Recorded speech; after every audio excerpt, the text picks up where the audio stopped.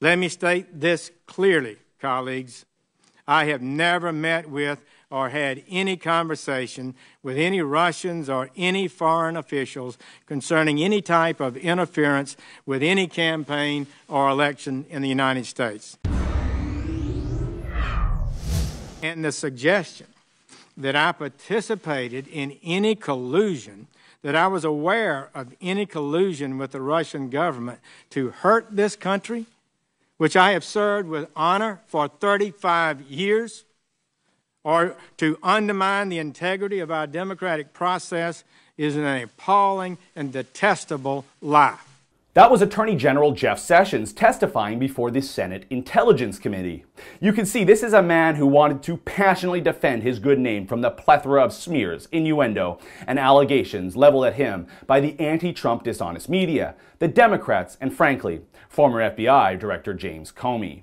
I think Sessions knocked it out of the park yesterday, which of course led to hours and hours of spin on CNN, MSNBC, and of course on our CBC up here as well.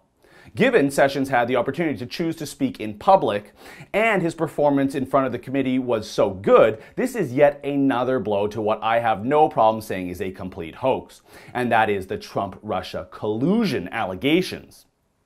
After former FBI Director Comey testified the week prior and made all sorts of dubious and unproven claims about Attorney General Sessions, you could tell from not only that opening statement that Sessions was a man determined to fight back hard against the innuendo that Comey alluded to when he told the committee Sessions' recusal was, quote, problematic, but also the suggestion that Sessions had had a third undisclosed meeting with the Russian ambassador at the Mayflower Hotel.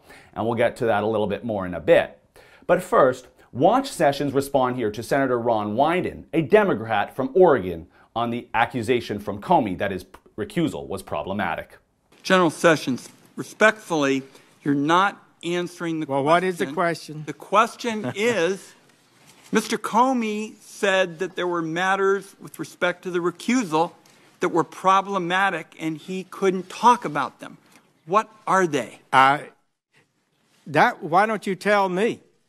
There are none, Senator Wyden. There are none. I can tell you that for absolute certainty.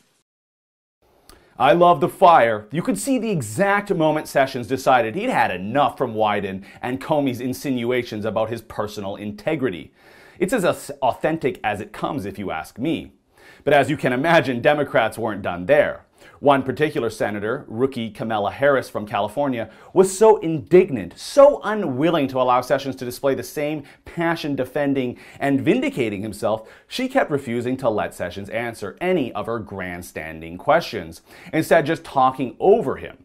She was upset that Sessions wouldn't reveal his conversations with the president, which are not only protected by executive privilege, but in the case of the Attorney General, the president gets attorney-client privilege as well. Sir, I'm not asking about the principle. I'm asking when you would be asked these questions and you would rely on that policy. Did you not ask your staff to show you the policy that would be the basis for you refusing to answer the majority of questions that have been asked of you? Should be allowed to answer the question. Senators will allow the chair to control the hearing. Senator Harris, let him answer. Please do. Thank you. We talked about it, and we talked about the real principle that's at stake. It's one that I have some appreciation for, as having spent 15 years in the Department of Justice, 12 as United States Attorney, and that principle is that the Constitution provides the head of the executive branch certain privileges, and that members, one of them is confidentiality of communications, and it is improper for agents of any department any departments in the executive branch to waive that privilege without a clear approval of the president. I have asked, and that's the situation Mr. we're in. For a yes or no. Did you ask? So the answer is yes. I consulted. Sorry, Senator Harris, you aren't in the one-party state of California anymore. Democrats don't get to run all over any Republican they see. And it's kind of typical for a fast-talking lawyer from California to try to throw so much at Sessions at once in the hope that he says something wrong. But notice there were no questions from her about Russia or Russian collusion. But isn't that the biggest story in the United States today?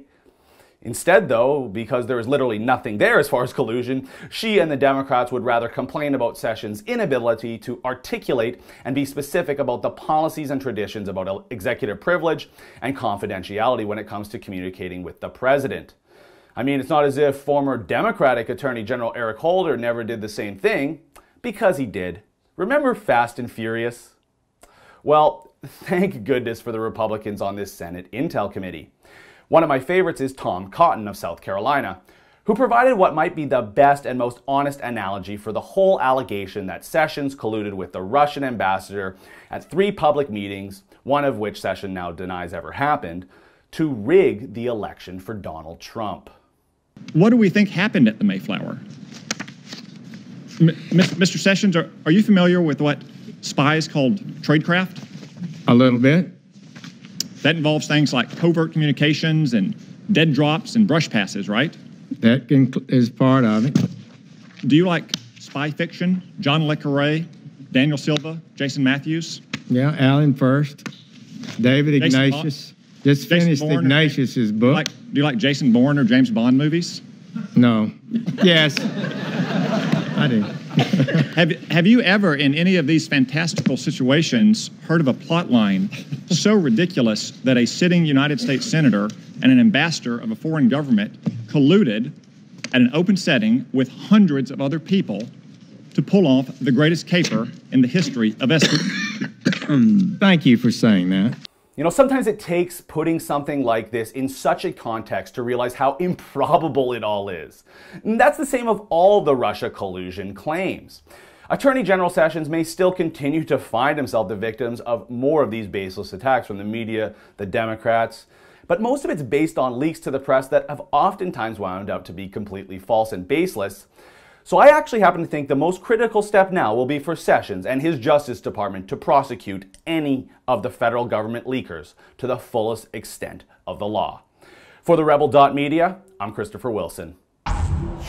You know, you just can't trust the spin of the mainstream media, so keep it locked to the Rebel Media's YouTube channel for all your coverage from Washington, D.C. and on the Trump presidency.